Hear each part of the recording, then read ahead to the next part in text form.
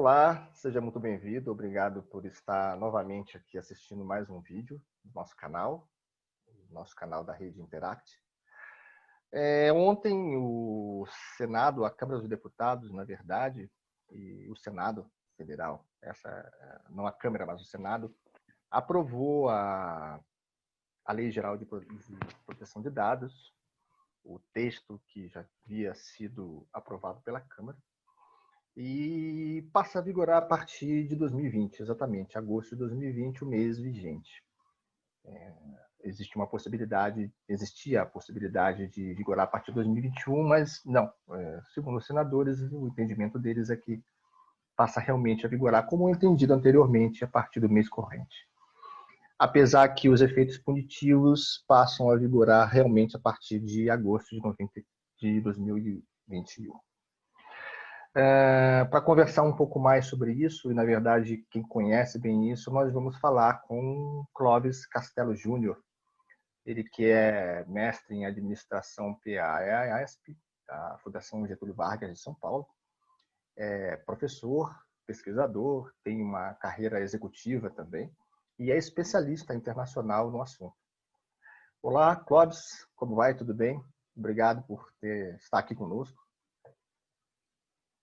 Olá, Alexandre, tudo bem? Como vai? Eu que agradeço esse convite para contribuir com esse assunto tão relevante agora, né? Que já há algum tempo era, mas agora passa a ser ainda mais relevante na ordem do dia. Eu acho que a gente catequizar um pouco, ou evangelizar um pouco as pessoas nesse assunto. Obrigado e participar dessa nossa rede aqui. Isso, muito obrigado. E lembrando que o Clóvis também é integrante da rede Interact. Acessando o nosso site, os nossos canais, você pode também encontrar o Clóvis, ver a sua qualificação total, assim como aqui na descrição o link para o LinkedIn do Clóvis. Clóvis, o que você tem a dizer sobre o início do vigor, mercado, empresas, arcabouço jurídico todo muito bem formado, suporte jurídico, suporte técnico, estamos, de uma maneira geral, no estado necessário para atender a lei, ou a situação da pandemia pode também ser uma desculpa para que as coisas não estejam ainda do jeito que deveriam estar? Bom, Alexandre, eu diria para você o seguinte, eu diria que a decisão do Senado, ou melhor, o resultado da votação do Senado ontem, deixou claro o seguinte, olha, não tem mais como adiar. A pandemia não pode, não deveria ser e não pode ser desculpa para adiar a vigência da lei. Na verdade, essa vigência tinha sido adiada uma vez, né? Era para ter entrado em vigor ainda no ano passado, porém, foi julgado na época que não haveria tempo hábil para as empresas, né, as entidades empresas e pessoas, né, que manipulam, vamos dizer assim, dados pessoais ou armazenam dados pessoais, a se adequarem aos ditames da lei. Então, já houve uma alteração. E essa data agora de agosto de 2020, que foi ontem, era a data fatal, ela foi definida há muito tempo, há um ano atrás mesmo, né? Então, e todo mundo sabia que ia ocorrer, que ia acontecer e que era muito difícil mudar essa data, né? Tanto é que não muitas empresas, mas muitas entidades perceberam a necessidade de se adequar, ou pelo menos iniciar o processo de adequação, né? Iniciar o compliance LGPD, iniciaram o processo. Porém, muitas não iniciaram e a grande maioria, na verdade, nem tomou conhecimento dessa lei, né? Então, a gente já sabia que haveria uma correria imensa nos últimos meses do final do vacatio legis, né? Que é o intervalo em que a lei é aprovada e a data efetiva que ela entra em vigor, né? Sabia que haveria uma correria muito grande de empresas de todos os portos, de todos os setores, né? E que isso estava muito claro. Porém, a pandemia veio e quem procurava, quem estava atrasado ou quem não estava disposto a fazer a implantação, encontrou uma desculpa para tentar postergar um pouco mais a vigência da lei, né? Então, essa foi o alvo de discussão muito forte, dentro e fora, né, do legislativo, e que ontem, finalmente, o Congresso, especificamente o Senado, decidiu por não. Quer dizer, não haverá mais prorrogação da vigência da lei, embora, como você mesmo disse, as sanções administrativas previstas na lei só serão aplicadas, essas empresas só serão autuadas a partir de agosto de 2021. Né? Então, esse é o quadro. E o quadro é o seguinte, o quadro agora é que as coisas, não é que as coisas mudaram, vão mudar a partir de agora, as coisas já vêm mudando há um bom tempo. Né? Desde a aprovação da lei, passando por esse primeiro adiamento, né, da vigência, as coisas têm mudando, as discussões têm aumentado cada vez mais, não só nos círculos jurídicos, técnicos e de governança, né? Mas isso já é muito grande. Antes mesmo disso, com a GPDR, né, que é a lei europeia, da qual a LGPD foi bastante inspirada, né? Ela é tributária em grande parte, não totalmente, mas em grande parte, da GPDR, essa discussão sobre a privacidade como direito fundamental das pessoas já vem, e lá, já sim, lá na Europa, principalmente na União Europeia, isso está bastante consolidado. Né? Então, e todo mundo sabia que isso ia chegar para o resto do mundo, como efetivamente tem chegado. No Brasil, isso chegou há algum tempo e as coisas já vêm mudando. Só que agora a mudança ficou mais premente, a mudança ficou mais obrigatória, não é mais optativa, agora é obrigatória e agora, infelizmente, para grande parte das empresas, dos indivíduos que lidam com dados pessoais, agora salve-se quem puder, as pessoas vão ter que se adequar, não tem jeito. Pegando um gancho no que você acabou de falar sobre a gênese da lei, que é dentro de um marco regulatório europeu, né? Que é o nascedouro do... Eu não sei, não é a minha especialidade, é no seu caso, mas se a lei ela trouxe integralmente algumas regras, algumas práticas e previsões quanto a sanções ou formas de estar ou não compliance. Fala um pouco da nossa, e se você quiser citar a lei original europeia, fique à vontade, mas é interessante para o público entender, de maneira geral, o que diz essa lei, qual é o objetivo, por mais claro que possa parecer, né? E quais são os itens que são o alvo da observação da lei em si. Perfeito. Na verdade, Alexandre, eu posso falar tanto da LGPD, a lei brasileira, como a GPDR, que é a lei europeia, porque elas são coincidentes, como eu falei, uma é tributária da outra, mas elas são muito coincidentes em vários termos. Então, falando de uma ou de outra, a gente vai estar falando da mesma situação. Bom, tanto a GPDR, né, que é não somente a lei europeia, mas é a principal lei internacional, né, aqui é o marco, é o benchmark para a lei de privacidade no mundo, é a GPDR, e a LGPD também tem esse lado, é a proteção de um direito, como eu disse agora há pouco, um direito fundamental do ser humano, né, que é o direito da privacidade, o direito que a pessoa tem de ter ao direito de ter direito a uma vida, a controlar as informações que são veiculadas dela própria. Né?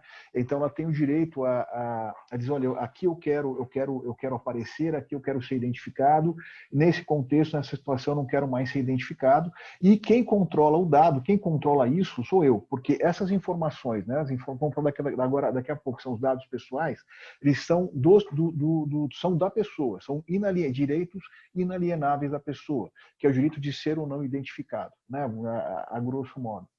E o direito de manter o controle dessa exposição desses dados, dado o contexto e a necessidade deles. Né? Então, portanto, as pessoas naturais, né, do direito brasileiro, as pessoas como eu, você, como todo mundo, somos titulares dos nossos dados pessoais, nossos dados que nos identificam. Né? E isso tem a ver diretamente com a privacidade. Né? Então, tanto uma lei quanto a outra, e as outras que têm surgido pelo mundo, as leis regionais, o Uruguai tem uma lei muito avançada, a Argentina tem uma lei muito avançada, por exemplo. Né? A ideia é que essas leis protejam o pessoal como normalmente é chamado, de autonomia de decidir sobre isso. Né? Então, Alexandre, é a chamada autodeterminação informativa. Né? A lei ela vem garantir a privacidade e o direito que as pessoas têm de decidir como e quando querem ser identificadas ou expostas. Né? Então, essa é um pouco a ideia da lei. E nesse entendimento que eu te disse, que a privacidade, assim como outros direitos, como o direito à vida, à educação, são direitos têm o mesmo nível de outros direitos fundamentais da pessoa humana, da pessoa natural, como se diz no direito brasileiro. Então, esse é o objetivo, assim, de modo bem genérico da lei. Né? E, para isso, então, ela determina uma série de princípios, noções e fundamentos que devem ser seguidos principalmente por empresas, né, mas também por indivíduos que lidam, né, que de alguma forma tratam dados pessoais. Digo indivíduos por quê? Porque, por exemplo, eu posso, como pessoa física, lidar com dados de outras pessoas, né? Eu também estou sujeito a isso. Não preciso ser uma empresa necessariamente. Tá? Mas a Mas desde que eu lido... divisão, um pouco mais em termos de nomenclatura desses atores, porque aí você falou de maneira até muito clara e objetiva a pessoa, né? Nós Sim. estamos Pessoas naturais. as pessoas naturais que permitimos ou não níveis específicos de informação a nosso respeito. Quais seriam os outros atores envolvidos aí no processo? Perfeito. Também a lei ela regulamenta isso aí, quem são os atores envolvidos. Bom, naturalmente, a pessoa natural que é o chamado titular dos dados, né, dos dados pessoais, ela que tem isso, ela, portanto, empresta esses dados pessoais, né, para outros agentes.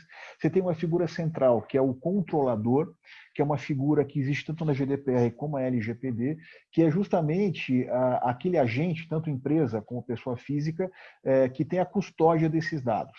Então, o que acontece? Por exemplo, quando a gente dá o nosso nome e CPF na farmácia para comprar algum medicamento, né?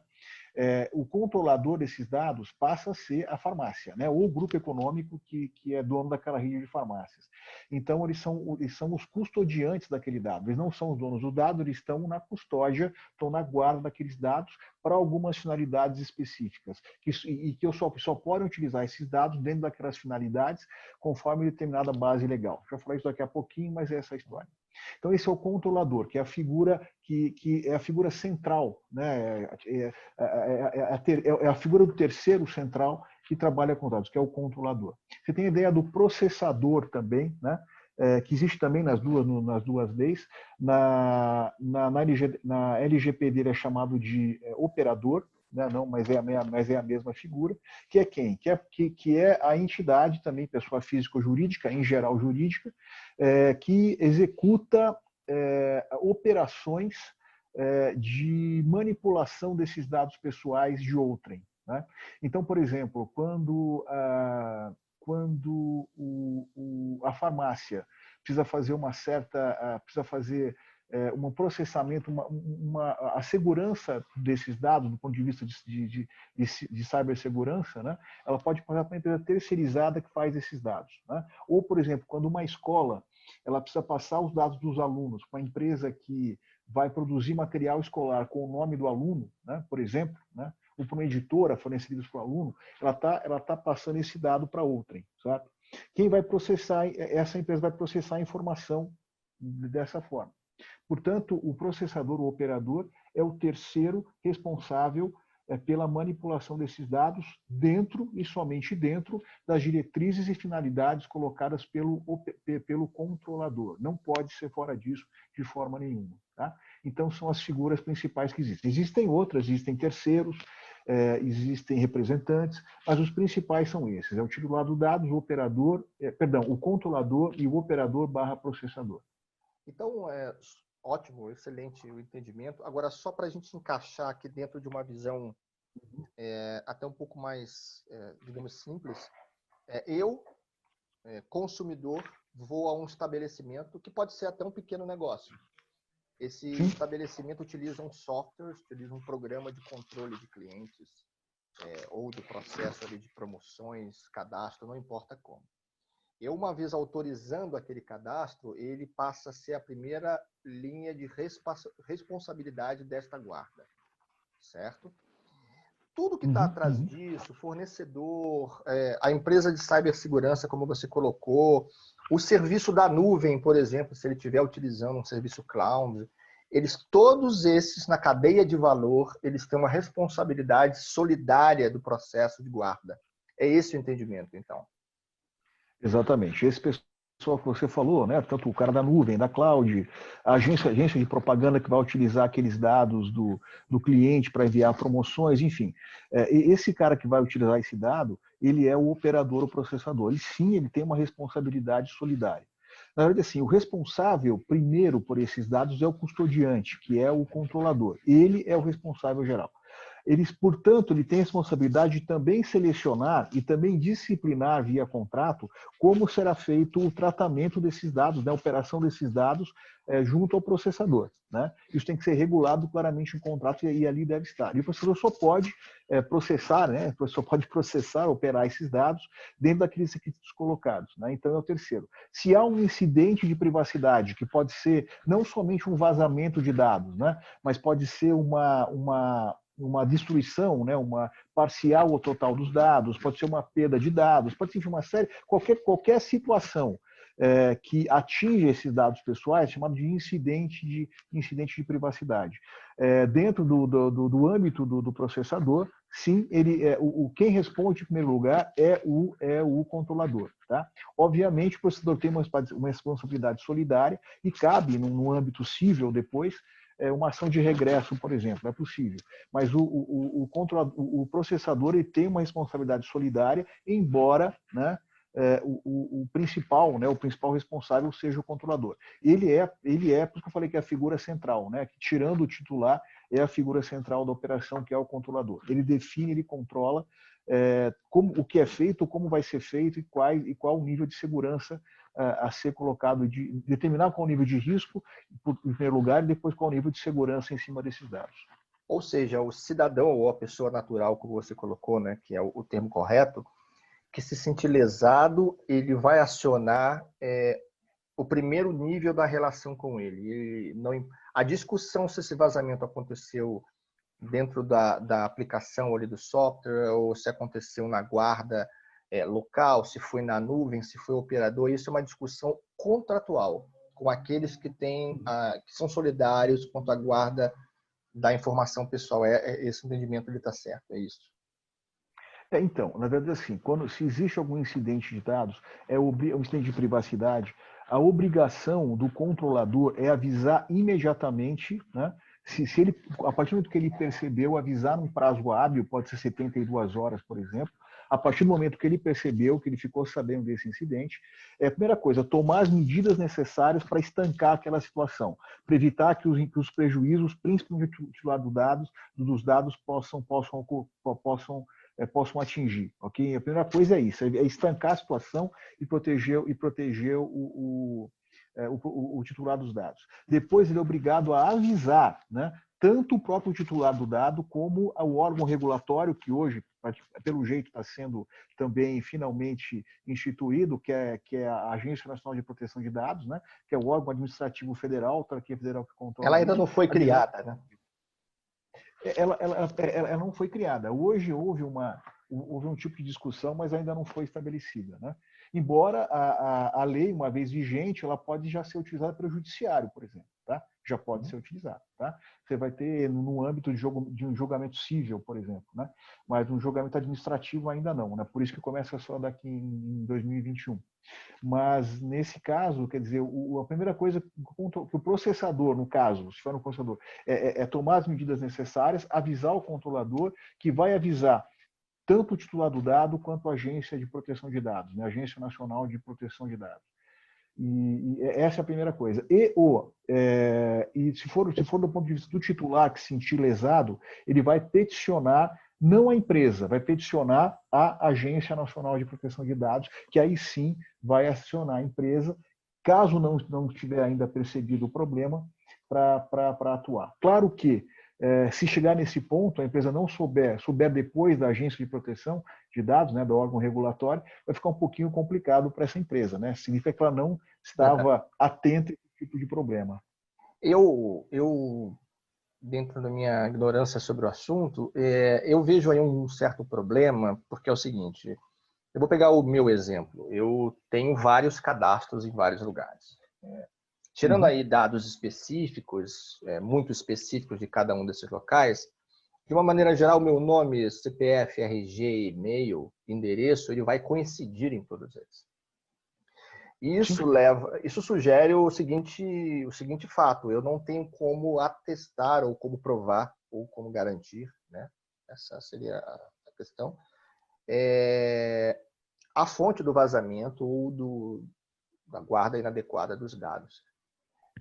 Seria Exato. verdade essa percepção, seria razoável a percepção que isso vai trazer pelo menos um período, pode ser de transição, até que as coisas se acomodem, como quase tudo, mas que o negociante, a empresa, o lado da guarda dos dados, né, o processador, né, como você colocou, o custodiante, É o controlador. controlador, O controlador. eles comecem a ser acionados por supostas ações ou vazamentos ou uso inadequado de dados, que na verdade não foi por conta deles, mas de outro controlador que não ele. Tá me entendendo? Ou seja, como eu tenho uma coincidência de informações em vários locais, como eu posso ter a garantia de apontar que foi o negócio 1, 2 ou 3 que permitiu o vazamento da minha informação? Isso pensando do ponto de vista da pessoa natural que se antecipa e aciona. O titular do dado, né? Isso. Olha, nesse caso, por isso mesmo que você faz o peticionamento, né, faz a reclamação junto à Autoridade Nacional de Proteção de Dados. Tá? Se você não sabe qual a origem, mas sabe que houve um vazamento, você tem o direito a informar, né, e a exigir providências da Autoridade de Proteção de Dados, que aí sim vai fazer que é a busca. Porém, mesmo nesse período de transição, as empresas não estão desobrigadas a avisar, né, que tiveram um incidente de privacidade. Elas são obrigadas a avisar. Eu falei, elas podem não ser multadas ainda, né, não podem ser punidas administrativamente em termos de multa, mas isso não, pela vigência da lei, não as desobriga de avisar. Tá? Então, ainda assim, a empresa tem que avisar. Tá? E se, por exemplo, a empresa acontece um incidente, qualquer tipo, vazamento, destruição, perda, enfim, qualquer coisa, né? O mesmo erro, né? O dado pode estar errado em algum lugar, a empresa é obrigada a informar todo mundo, não tem como. Por isso, por exemplo, a pessoa avisa, olha, houve no caso de segurança, mas, por exemplo, houve um problema do PROCON que era, se eu não me engano, responsável por um terceirizado, algo do gênero. O PROCON é obrigado a avisar. Por isso que as instituições já avisam quando isso ocorre, elas são obrigadas por lei a avisar. Né? E, como eu te falei, se chega ao ponto, né, do titular de dados, no caso, como não existe agência ainda, ele pode recorrer ao Ministério Público. Né? Se chega ao ponto da empresa que tiver o dado, a controladora, que tiver o dado com algum problema, ficar sabendo depois depois do titular e depois das autoridades, vai ser um problema muito grande. Né? Claro que isso pode ocorrer nesse período de transição, mas é raro que ocorra. Eu não acho que vá ser tanta frequência, porque os grandes manipuladores, vamos dizer assim, de dados, né, as grandes empresas já têm algum controle sobre isso. Bem, Clóvis, uma coisa importante, você falou sobre a abrangência, né? Existe as tratativas, né? Existem as tratativas da abrangência que estão além da questão territorial, né? Nós estamos falando de várias empresas multinacionais, né? O entendimento correto é de que a sua subsidiária brasileira é a responsável pelas respostas em relação ao cidadão brasileiro. Seria isso? Funciona assim. Qualquer empresa de qualquer lugar do mundo, tá, que ofereça algum tipo de serviço e que colete dados, né, diz para o Brasil, tá, ela é submetida à LGPD, da mesma forma a GPDR, né? Qualquer empresa de qualquer lugar do mundo, uma empresa brasileira que venda cursos para Portugal, por exemplo, né? Os dados desses cidadãos portugueses, né, a empresa tem que estar conforme a GPDR para lidar com esses dados cidadãos portugueses. Não importa a origem da empresa, não importa a origem do serviço, ok? Se ela oferece em território nacional, portanto, no espaço de abrangência da LGPD, ela deve estar em conformidade com a LGPD, independente, inclusive, se a pessoa é brasileira ou não, tá? Não tá ligado à questão da nacionalidade. Então, pode ser um alemão que está no Brasil 6 meses fazendo um curso e resolve fazer um curso da Udemy, por exemplo, tá? Em qualquer uma dessas situações. Ou seja, a Udemy está oferecendo para pessoas dentro do Brasil. Portanto, ela deve estar em conformidade com a LGPD também para fazer isso. Porque ela lida com dados pessoais de dados pessoais de titulares que estão sob a proteção da lei dentro do território nacional, seja a pessoa de origem qual for. Entendi. Ok, ótimo. Eu acessei o site do Serpro, inclusive eles têm uma página que é bastante interessante, que resume muito bem a lei. Vocês podem ver aí um pouco de uma roda que eles criaram com todas as áreas e as divisões mais importantes, né, ou subdivisões de áreas de concentração da LGPD. O link vai estar na descrição do vídeo e eu acho que é uma boa fonte de consulta. Voltando um pouco para a questão dos operadores, desculpa, eu esqueci a nomenclatura Controlador e correta. operador. É o controlador e Controlador e operador. operador. Como é que você vê esse cenário para o pequeno negócio? Desde aquele comerciante que tem um pequeno atendimento ao público, ou alguém tem um pequeno e-commerce, ou quem atende em uma loja, ou seja, a gente tem aí uma série de preocupações que talvez ele não tivesse muito preparado para isso. Obviamente, alguns deles têm alguma pequena infraestrutura de TI por trás, uma empresa contratada, geralmente da própria aplicação que resolve essas questões, mas tem aí algumas preocupações a mais, né? Você acha que o mercado, em termos de assessoria e esse público específico de negociantes da pequena empresa, na verdade, o pequeno empreendedor, ele está preparado para isso de uma maneira geral ou não? Olha, meu caro, a resposta é não. Não está nem um pouco preparado para isso. Acho que com um número muito pequeno de exceções que acabam confirmando a regra, a grande maioria do pequeno, diria do médio empresário, do médio negócio, não está preparado para isso.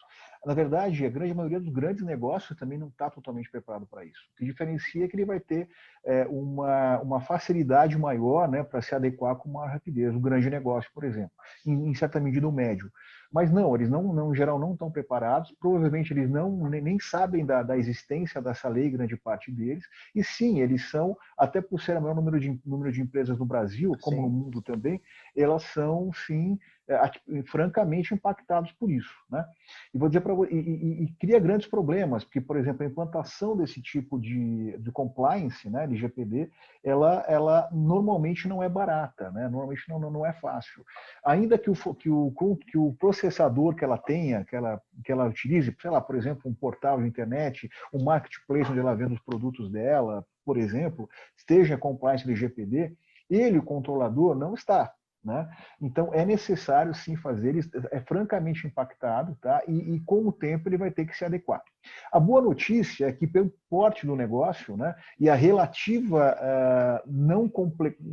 a baixa complexidade do negócio, torna um pouco mais fácil, um pouco mais rápida essa adequação. Mas não tem como fugir, tem que colocar.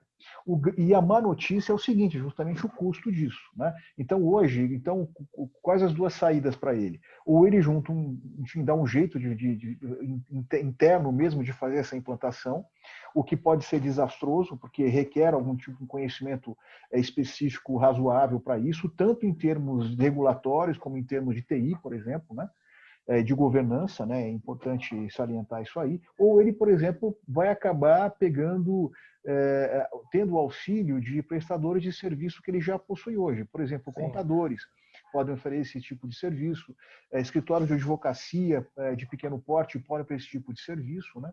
Mas pode acontecer, mas a grande questão é que ainda assim não será algo barato pelo formato de assessoria de implantação que nós temos hoje. Tá? Os profissionais são profissionais caros.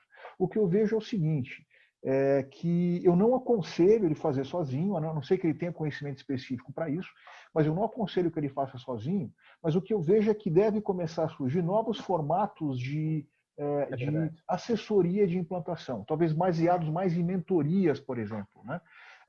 Em que não tem uma equipe maior ou menor no cliente para fazer esse tipo de trabalho e tal, mas algumas coisas podem ser feitas à distância ou parte orientado por um mentor e executado pelo próprio empresário ou seus funcionários, que reduz esse custo. Né? Então, eu acho que vai muito por esse lado.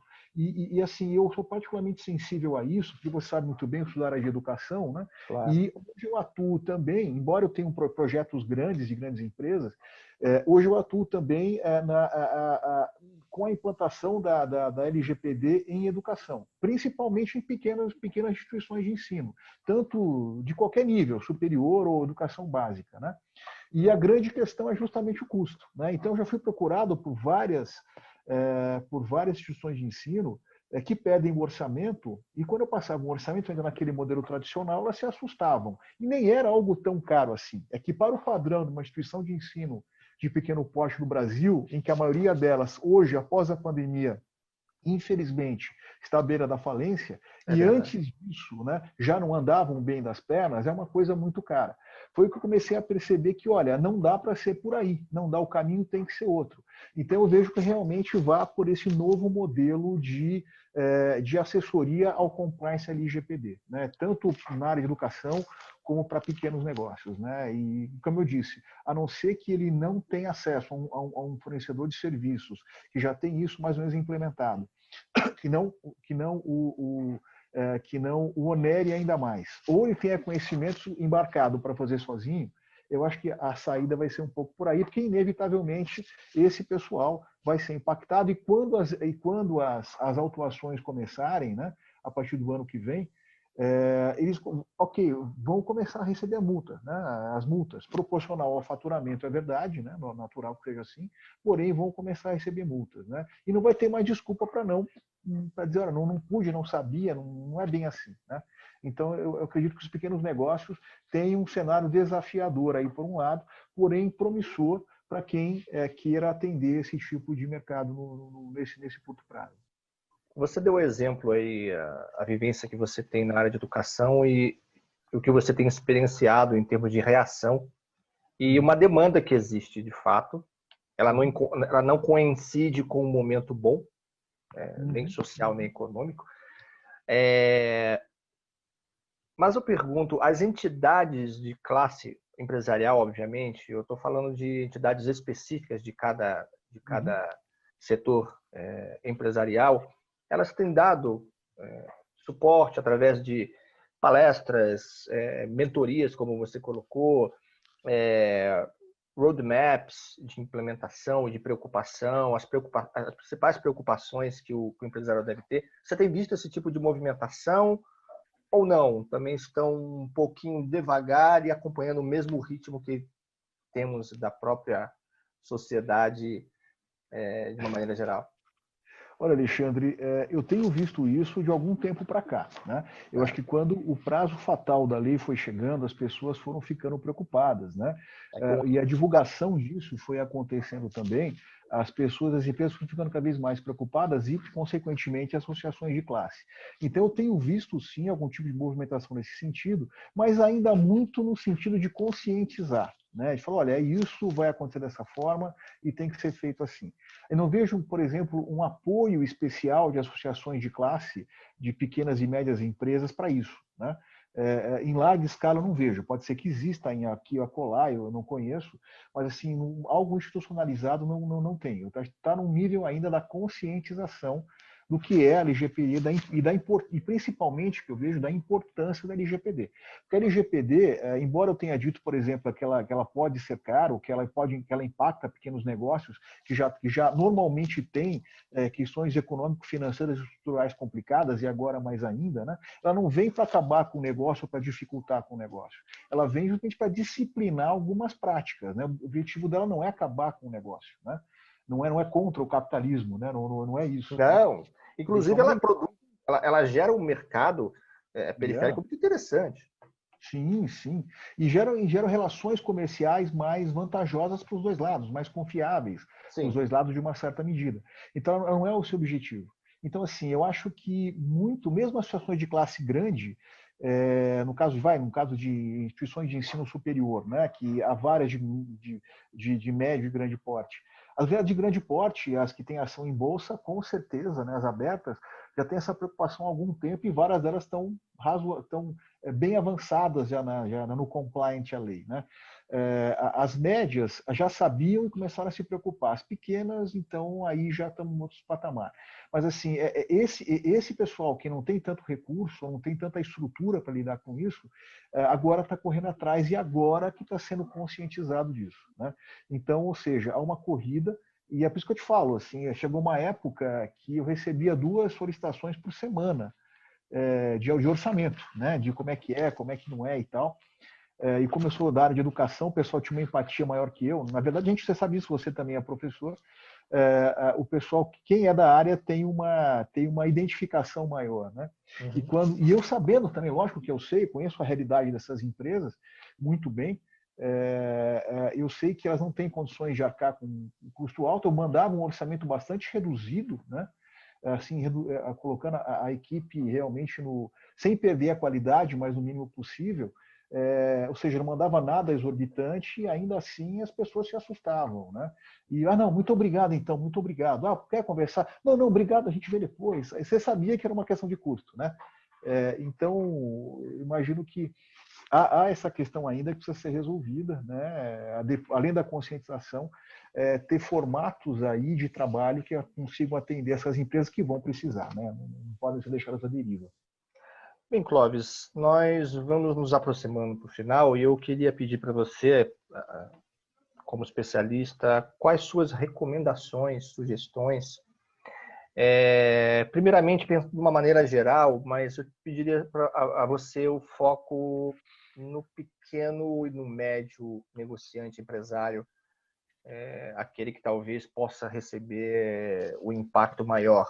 Há uma Uhum, diferença entre uma empresa que tem toda uma estrutura jurídica para lidar com isso, e não uhum. está errada em fazer dessa forma, E e tecnológica também. exatamente, e um empresário que precisa otimizar seus custos, seus investimentos, seus gastos, e precisa fazer o trade-off o tempo todo entre investir e o retorno e o risco. É sempre esse tripé complexo. E quais seriam suas recomendações como especialista da área?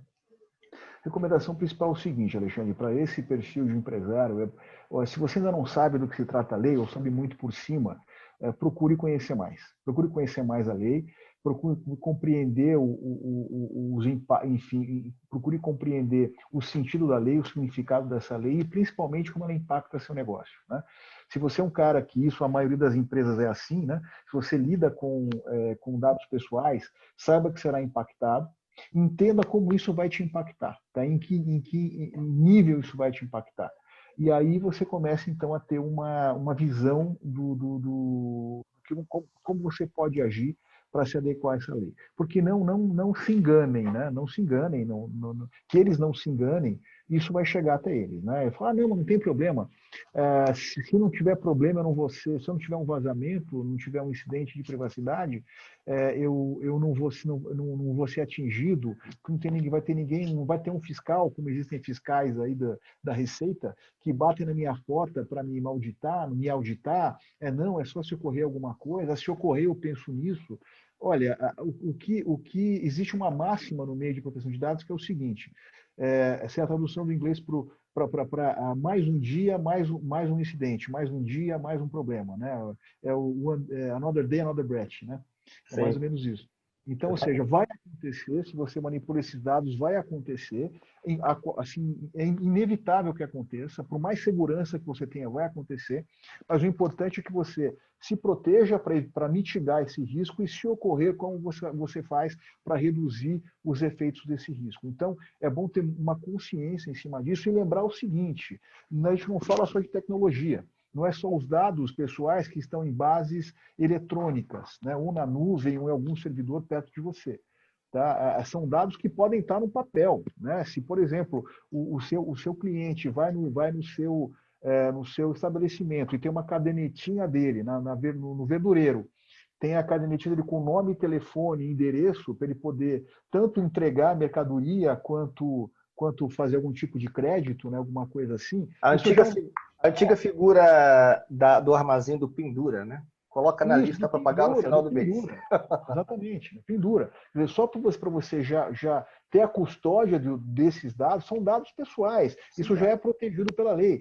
Vamos supor que o empresário, ou o funcionário do empresário, por descuido, nem por má intenção, mas por descuido, ele pega aquele caderninho, jogue dentro, sei lá, dentro de uma pia com água, ele estava lavando ali lavando a louça. Isso já é um incidente de privacidade, entendeu? Sabe-se lá qual a consequência disso. Se tivesse um cara devendo que fosse pagar, o que você. O controle de crédito da pendura do cara lá, está cobrando o cara, sabe? Já complicou tudo. É um incidente de privacidade complexo. Então, assim, não se engane, isso aí. Não vai ter um fiscal batendo na sua porta, mas se ocorrer um incidente de privacidade, você vai ser enquadrado e vai ser punido sim. Né? Então não vai ter muita dor, não. Então a primeira coisa é se conscientize, né? Depois encontra-se caminhos possíveis aí. Bem colocado, Clóvis. Queria agradecer a sua participação, o seu tempo e dedicação a explicar ao nosso público aqui em nosso canal e principalmente a você que novamente está aqui assistindo o nosso vídeo. Peço que, por favor, se inscreva no nosso canal, ative o sininho de notificação para ser sempre avisado de novo vídeo que for publicado. E, novamente, obrigado e até breve. Muito obrigado, até breve.